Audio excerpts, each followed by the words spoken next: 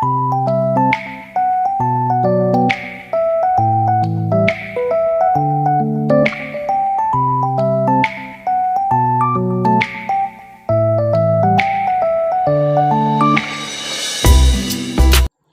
Vena, Ya, sangat baik Ibu.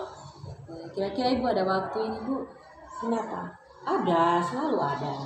Ini Bu, saya mau sharing-sharing atau cerita-cerita tentang pengalaman saya sebagai guru baru di sini.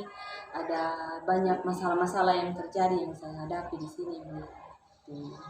Oh, jadi dari sisi masalah apa yang bisa Ibu bantu? Begini Bu, yang pertama itu karena saya masih baru di sini Bu, kadang-kadang saya mau kasih tugas sama mereka, tapi mereka kayak tidak dengar, biasanya begitu. Ada yang tidak kerjakan, mungkin karena masih saya baru Ibu, mungkin kayak apalagi masih muda Ibu, mungkin masih kayak itu masih kayak kakakku, mungkin mereka anggap seperti itu. Masih muda juga, Ibu masih baru. Iya,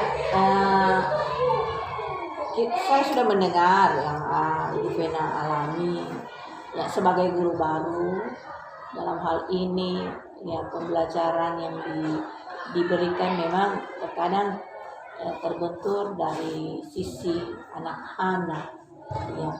Jadi saya mau kira-kira yang Ibu Vena alami ini anak-anak yang belum kerjakan tugas dengan yang sudah kerjakan tugas itu ada berapa persen yang belum kerjakan tugas dan berapa persen yang mengerjakan tugas yang menurut Ibu Vena ini? Kalau untuk itu Ibu, kalau ada satu kelas yang memang rajin Ibu, yang dia kerjakan semua tugasnya. Gitu. Tapi yang lain itu kayaknya kalau saya perkirakan Ibu belum sampai 100%, hanya sekitar 60-an lah.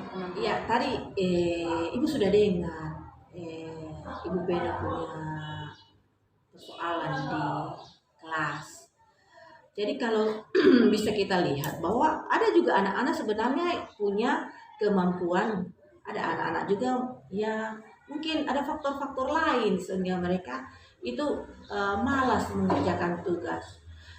Jadi kalau menurut Ibu Vena sendiri dari sekian waktu yang Ibu Vena sudah lakukan dalam pembelajaran,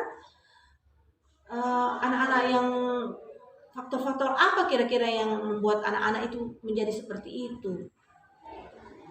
Kalau yang itu Ibu, ada beberapa memang yang masih bisa dijangkau, dihubungi, biasanya ditanya kenapa tidak kerjakan tugas. Ada yang bilang tidak ada HP-nya, gitu. Ada yang bilang tidak ada HP-nya, terus jaringan internetnya tidak ada.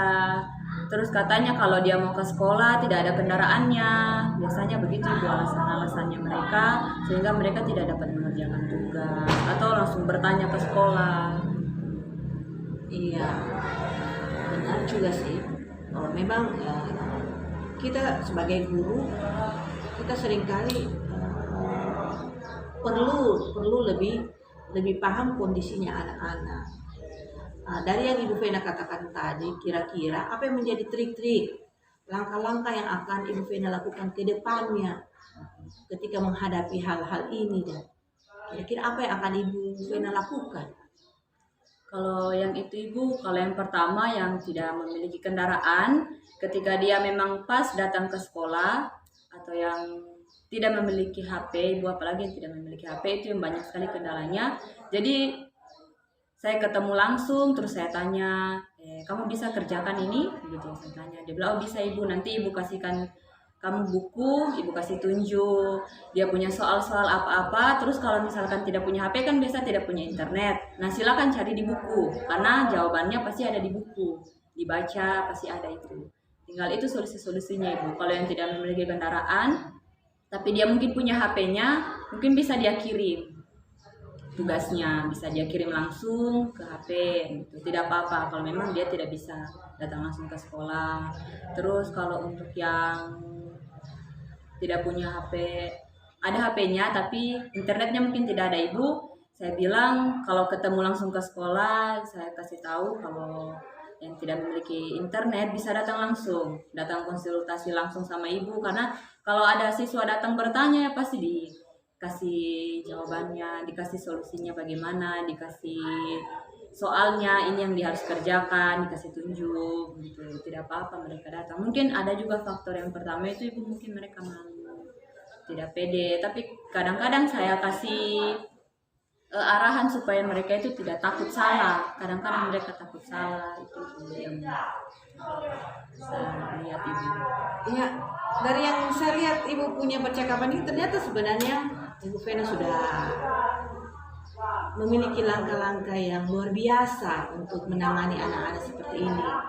Ya, artinya Ibu Vena terus semangat, terus jangan melihat pada sisi anak-anak yang seperti itu, karena kita sudah tahu bahwa ada faktor-faktor di belakangnya yang seringkali membuat anak-anak itu terlambat.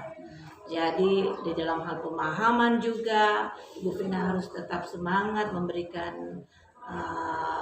pembelajaran yang artinya bisa mereka pahami.